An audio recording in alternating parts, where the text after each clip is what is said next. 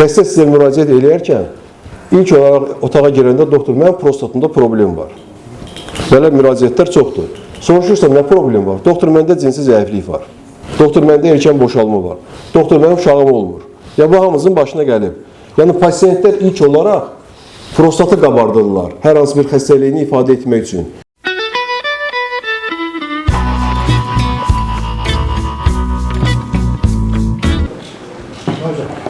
Əziz kollegalar, mən də hamınızı salamlayıram, hoş gəldiniz. Sizi burada görmək çox sevindiricidir. Deməli, bilirsiniz ki, urologiyanın və andrologiyanın ən aktual problemlərindən biri də xronik prostatit. Nə qədər aktual bir mövzudur, yəni danışdıqca bitməyən bir mövzudur. İllərdir, əsrlərdir müalicəsini gedir və yeniliklər ortaya çıxsa da, nə qədər yeni nailiyyətlər qazansaq da, yenə də xronik prostatit qapalı bir sahə kimi qalır. Yəni, pasiyent və həkim arasında gizli bir sahə olaraq qalır və həkimlərin bu sahədə müəyyən bir çətinlikləri var. Ona görə də biz bu mövzu haqqında davamlı danışırıq, müxtəlif çıxışlarımız olub, yenə də danışacağıq, yenə də bu sahə haqqında müxtəlif araşdırmalar gedir və məsələ də sona qədər bitmir və bitməyəcək əmələ gəlir. İnkişafına səbəb ola biləcək şərtləri müəyyən etmək üçün tədqiqatlar hələ də aparılır. Prostatin qarşısını almaq üçün heç bir strateji hələ ki yoxdur. Bu araşdırmalardır. Tarixi, prostatit uzun müddət heç bir məna kəşf etməyən bir diaqnoz idi. 1815-ci ildə leqnal prostat vəzni iltihabının uretritin bir komplikasiyonu ağırlaşması kimi görürdü.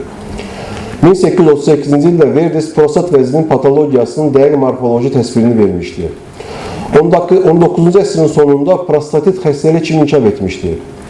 20-ci əsrin əvvəllərinə qədər prostatit anorektal psixoz adlanırdı. Bax, buna fikir verin, bu çox maraqlı bir deyimdir.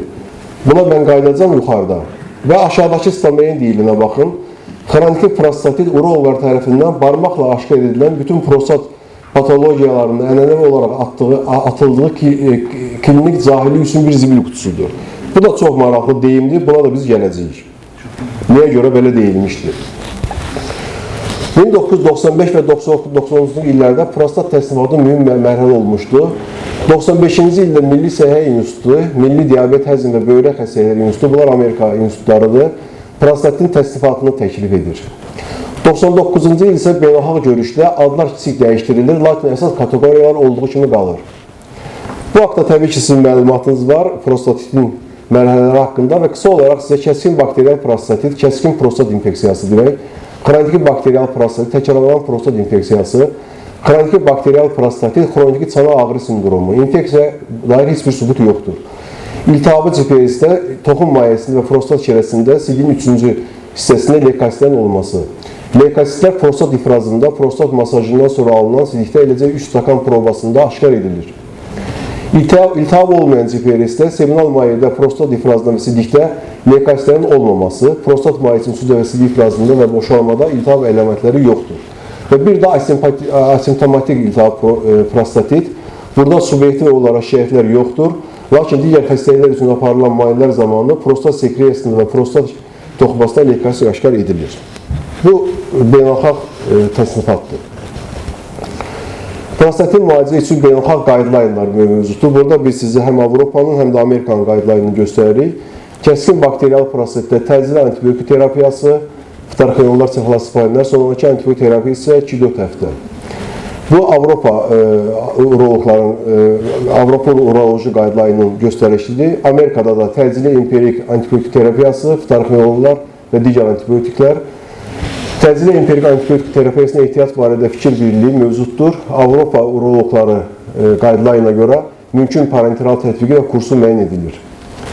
Xroniki bakteriyal prostatitdə də burada uzun müddətli antibiotik terapiyası gedir, 4-6 həftə və alfa blokerlərin yanaşı gedir.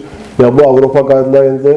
Eləcə də Amerika uroloqlarında antibakteriyal terapiya, alfa bloker, bunun da konsensusunda fərqi odur ki, Avropa Uroloqları Asosiasiyası resivli azaltmaq üçün alfa blokerlərin adjutant terapiya kimi istifadəsinə dair daha aydın və daha güclü bir tövsiyə verir. Xroniki çana ağrı sindromunda dərman olmayan üsullara keçid, burada fizioterapiya, son dövrlərdə SVT bilirsiniz daha gündəmdədir. Fitoterapiya, burada Afrika cavalısı, Kallikovski palma, güclü tövsiyə olunur. Eləcə də burada alfa blokerlər zəif tövsiyədədir və antibakterial terapiya tövsiyə edilmir. Amerikada isə vəziyyət necədir? Burada mövcud simptomlara əsaslanan müalicə, fizioterapiya, güclü tövsiyə, alfa bloker, fitoterapiya, güclü tövsiyə, antibakterial terapiya tövsiyə olunmur. Konsensüsuna gəldiksə isə burada əsas deməli hər iki təlimat ən çox sübut edilmiş dərmanlar kimi diqqətli dərman terapiyasına yönəlir. Fərq Avropada ilkin müalicə üçün alfa blokerlər və bitki mənşəli dərmanlar üçün daha güclü tövsiyələr verir. Amerikada, Avropada isə daha təmkinlidirlər. Asimptomatik prostatitdə müalicə tələb olunmur. Hər iki halda, eləcə də Avropada və Amerikada da. Prostatin əsas səbəbi kimi bakteriyalar. Bilirsiniz ki, xəstəliyin ikinci dərəcəli yoluxucu mənşəyi mümkündür. Çünki iltihabı ödəm və fibrozla axacaqların mexaniki tıxanması, xaricdən sıxılması və içində fibroz tıxaclarının olması səbəbindən yoluxucu ancaq prostat ifrazında eykulatda aşkarlanmır. Burada da siz bakteriyaların kriteriyalarını görürsünüz. Yəni, prostatit yaradan, kəskin və ya xroniki mərhələyə keçən bakteriyaların miqdarı və faizi göstərilir. Müalicə yanaşmaları iltihab inkişafına daha effektiv müalicə sxemləri belə tez-tez təkrarlanan xəstəliklər problemi qalır. Prostatin yaranmasına təsir göstərən mexanizm aid ola bilər autoimmün proseslər, sidik refluksuna kimyəvi təsir.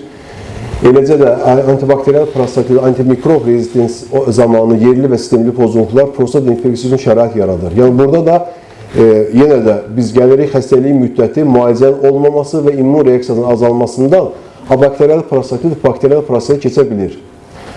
Və xroniki prostatit müalicəsinin əsasında antibakterial terapiya Avropa Uroloq Assosiasiyasının tövsiyəsinə uyğun olaraq 4-6 həftə alfa bloker və qeyri-steroid ilave edən dərmanların istifadəsi təşkil edir. Burada da yenə immunitet məsələsində üzə çıxırıq, immunitet mexanizminin bərpası məsələni ön plana çıxarır. Yəni, immunitet burada da önəmlidir.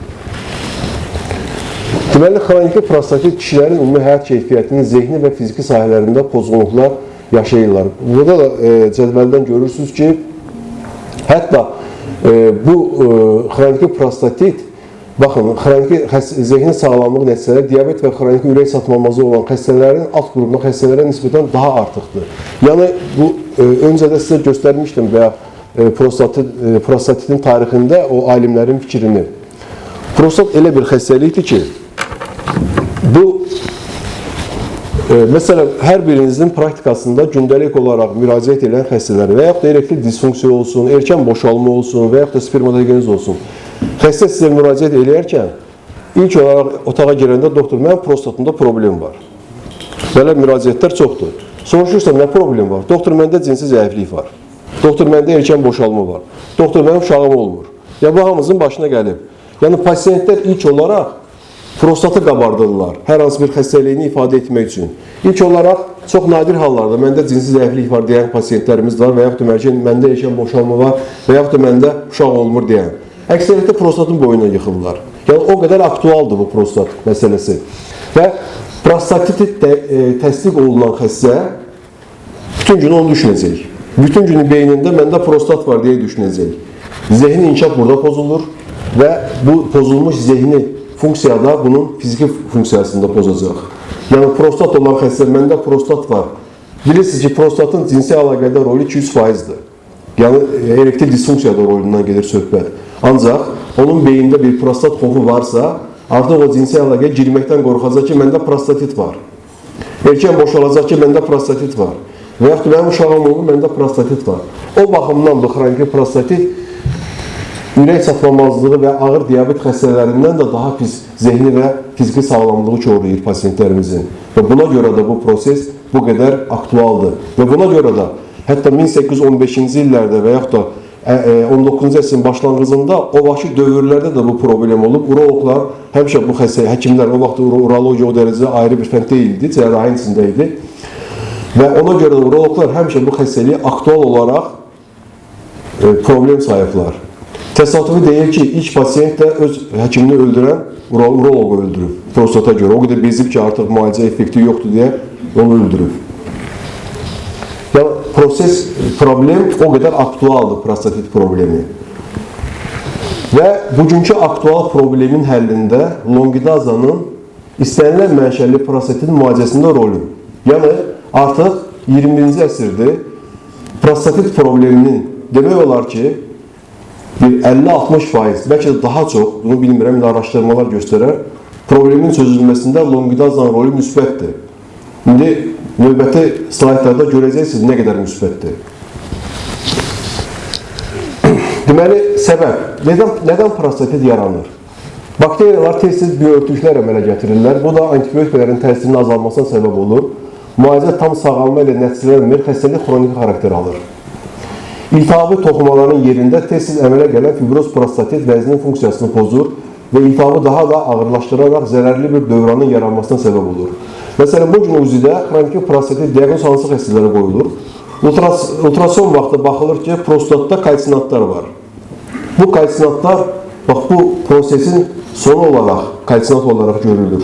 Kalsinat artıq biz prostatın daşları deyirik də, buna hətta tor əməliyyatı vaxtı oradan daşın çıxmasını praktik urologlar görürlər. Bu iltihabın nəticəsidir, bu fibrozun nəticəsidir. Yəni, vaxtında diaqnoz qoyulmayıb, müalicə olunmayıb və yaxud da müalicə olunubsa, perspektivsiz müalicə olunub, doğru dəyərləndirilməyib.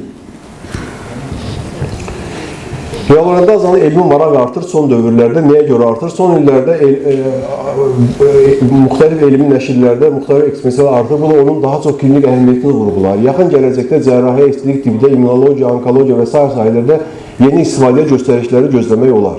Yəni 21-ci əsrdə artıq bu hormon, bu ferment, bu preparat daha önəmli rol oynayır. Nəinki urologiyada, tibbin müxtəlif sahələrində, təbii ki, estetik sahədə də bilirsiniz ki, birinci yerdədir. Mənşəyi və bioloji təbiəti haradan alınır? İnsan bədənində, orqanlarda, toxumluqda, dəridə, gözdə, qaraciyər, böyrəklərdə cifti olur. Mayələrdə göz yaşı, qan və spermada, hüceyrə daxilində lizosomlarda olur. İnsan metabolunda əsas növləri HIAL-1, plazma hialuronidazası, HIAL-2, izosomal hialuronidaza və pH-20 eukalyatda. Mənşəyi preparatlarda buzov və qoçun toxumalarında və bakteriyalarda. Terapevtik xüsusiyyətləri. Neyinir hialuron turşusu orqanizmdə? Hialuron turşusunun hüceyrə xarici matrisinin tərkibində, kollagen toxumaların polimerizasının və yavaşlanmasında, fibroz əleyhinə təsirində, iltihab əleyhinə və immunomodulyasiya təsirində, dərmanların bioeffektivliyin və bioörtüklərin təsirinin artmasında, toxumalarda diffuziyanın artması, oksigen daxil olmaqla, yəni burada fikir verin, oksigen daxil olmaqla və xəlatlaşdırıcı təsirin artması və metal iyonlarını bağlayır. Deməli, bilirsiniz ki, urologiya və andrologiyada bu indiki dövrdə oksidativ stres mühüm əhəmiyyət daşıyır. Burada nə baş verir? Toxumalarda oksigenin miqdarının azalması və preparatın, fermentin təsiri burada nə baş verir? Deməli, bu həm iltihab əleyhinə təsir göstərir, həm immunomodulyasiya təsiri var, həm bioloji örtükləri azaldır, həm fibrozun qarşısını alır, həm də toxuma daxili oksigeni və ağır metal iyonlarını bağlayır. Yəni, nə qədər effektli bir preparat olduğunu biz görürük. Tipdə effekti cərrahiyyə, urologiya, ginekologiya, revmatologiya və ortopediya, pulmonologiya və fiziatriya, dermatologiya və kosmetologiya. Real praktikada əsl irəliləyiş nə baş verir? Deməli, C4-44 siqnal yolları vasitəsilə həyata keçirilən fibrotik və iltihab əleyhinə xüsusiyyətlərinə malik aşağı molekulyar çəki də daxil olmaqla endogen hialuron turşusunun hidrolizi birləşdirici toxuma komponentlərinin sintezinə yönəlmiş əks reaksiya boğur. Azoksimer immunomodulator təsiri THA-1 iltihab mediator sintezini tənzimləyir, sitokin səviyyəsini tənzimləyir, angiogenez və fibroz faktorların səviyyəsini tənzimləyir. Longidaza hidralaza sinifindən olan arasında bağlanan hidrolizi reaksiyası katalizasiyləşdirən bir ferment olan tez-tez hialuronidazanı ehtiva edir. D-glukan turşusu və N-asetil D-glukazamин hialuron turşusu molekulunda oligomerlərə parçalanması ilə nəticələnir. Bu, orqanizmdə baş verdiyi hansı hallardan keçir?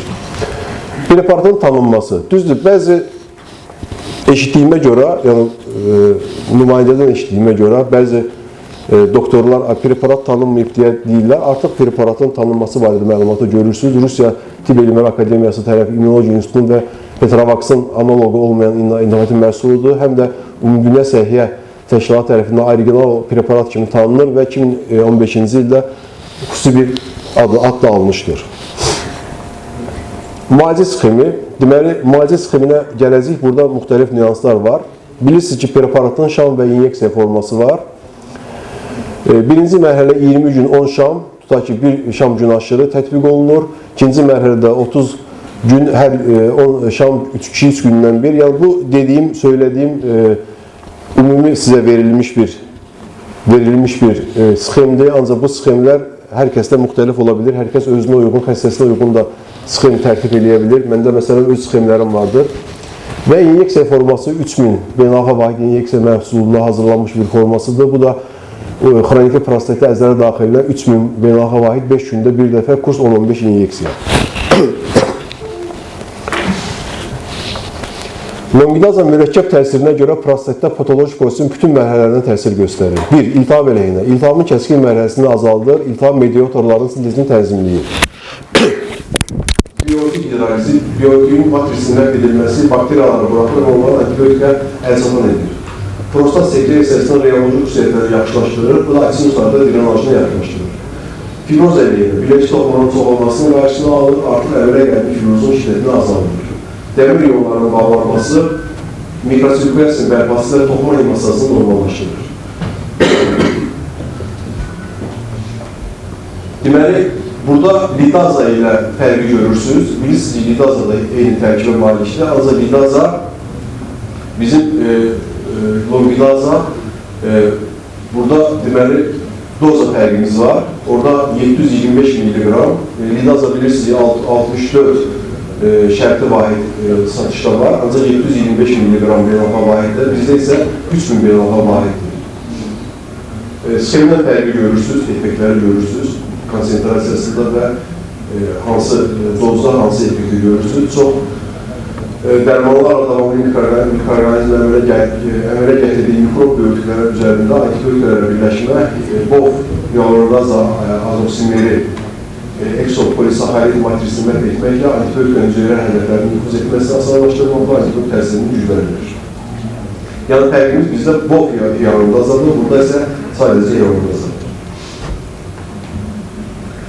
Deməli, mikroorqanizmlərdə təsirini öyrəniblər burada. Deməli, 2 saatdan sonra artıq eşək və poliderizə təsir göstərir, interkomunikasiya isə stafilokokkusa və burada da antibiotikin, deməli, burada nə baş verir? Antibiotikin dozası azalır, longidaza ilə yanaşı istifadə etdikdə. Biri də budur, yəni müalicəyə bir növ təkan verir, diagnostikaya təkan verir, nəinki müalicəyə. Bu slaytda görürsünüz, İkinci etapda evkulatin kultural müayinəsi baş verir də, təbii ki, burada mikroorqanizm tapacaqsınız. Və üçüncü etapda sadəcə olaraq heç bir şey axtarmırsınız. Sadəcə olaraq 35 gün ərzində 18 şamdan istifadə edirsiniz kronik prostatit müalicəsi üçün. Burada da slaytdan görürsünüz ki, nə qədər davamlı müalicə ilə kronik prostatit simptomlarının şiddəti azalmasına kömək edir. Yəni, burada da ağrı, dizuriya və profilmetriyada olan dəyişikliklər əvvəl və 7 gün sonra aktif olarak qeyd olunmuşdur. Urologiyada göstərişləri, biz bunu harada istifadə edə bilərik? Yəni, mənə elə gəlir ki, longidazanın ən çox urologiyada, infektiv urologiyada genişdir. Deməli, xroniki prostatit. Xroniki prostatitin 2 mərhələsi.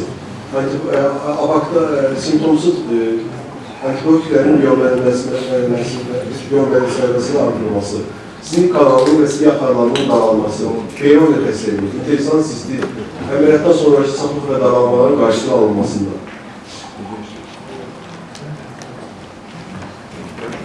Deməli, klinik nümunələri sizə göstərirəm. Bu, mənim işlədiyim çalışma klinikada olan müayinə sonuçlarıdır. Burada görürsünüz ki, biz burada xroniki prostatitlə bir diaqnozuyla istifadə etmişik longidazanı. Müalicədən qabaq prostatın 45 qram olub və müalicədən sonra artıq bir neçə aydan sonra burada göstərilir, 1 aydan sonra nəticədir.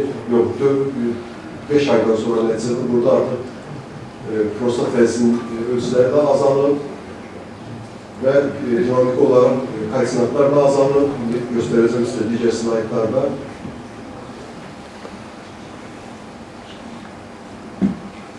Burada da eyni ilə də həmin xəstədə prostat 29 qram olub, xroniki prostatit olub xəstədə və bir neçə aydan sonra burada da deməli 4-cü ayda da 8-ci aydan sonra prostat 20 gram və kifayət qədər xəstə bütün subyektiv şəhətləri yoxa çıxmışdı. Müalicə prinsipimiz necə olub?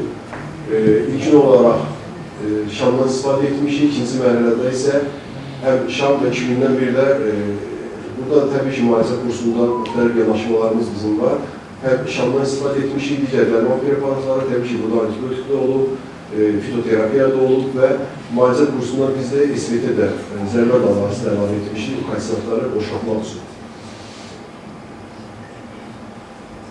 Burada maraqlı bir slaydlı spermada görürsünüz, bu da çox maraqlıdır. Burada leykasitə fikir verin, 50-60 leykasit və protik urologlara məlumdur ki, əgər burada 50-60 spermatozoid varsa, burada da aktiv hərəkət ya az olacaq, ya sıfır olacaq, çünki leykasitlər spermatozoidlərlə yapışır, onun normal hərəkətinə mani olur. Eyni də burada pasiyentin deməli 3-cü ayda baxılıb, 6-cı ayda isə burada leykasitlər normaya düşüb. Bu xəstəyə biz spermatogenezi artırmaq üçün müalicə verməmişik. Sadəcə leykasiti yığışdırıb, iltihabı yığışdırmışıq, longidaza müalicə prinsipinə daxil olub. Bundan sonra leykasitlər normaya düşüb və faiz irəli hərəkətlər 15%'e qalır. Antibiotik hansı olub doktor? Ftarkinol olub. Bez antibiotik mi? Yox, antibiotik vermişik. Ftarkinol olub. Ftarkinol vermişik burada. Yana faksesin vermişik. 21 gün. 21. Ftarkinol vermişik. Leykasitlər aşağı azalıb. Spermatogenezə heç dəyməmişik. Sadəcə bu proses yığışlarından sonra spermatol bu vəziyyətə gəlmişsin. Həm miqdar artıq, burada aligasiozospermiya idi. Artıq burada azospermiya yoxdur və aligozospermiya yoxdur. Aligozospermiya aradan qalxıb, asidozospermiya qalxıb.